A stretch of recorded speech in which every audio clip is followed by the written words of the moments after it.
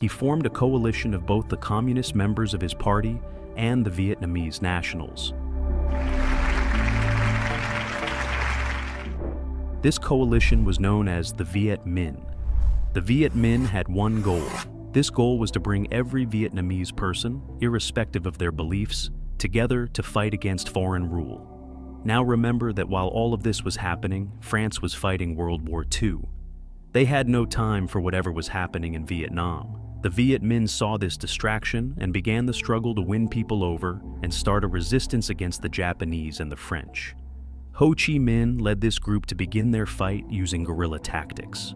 These were small, fast, and highly coordinated strikes against Japanese forces. He also had generals like Vo Nguyen Giap, who joined him in leading these guerrilla tactics against the Japanese. These attacks were known as the August Revolution of 1945. By September, something thought unimaginable happened. The World War was ending, and Japan was no longer strong enough to hold on to Vietnam.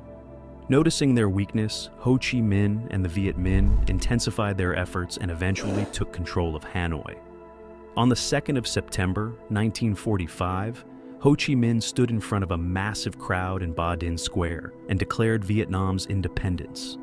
He paraphrased the Declaration of the United States, saying all men were created equal, and called for the Vietnamese right to freedom and self-determination. The people celebrated Ho Chi Minh.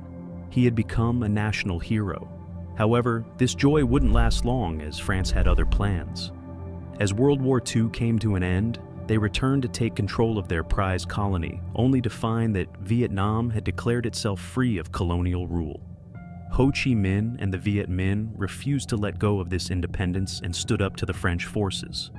However, by December 1946, France had enough and decided to take back the colony by force.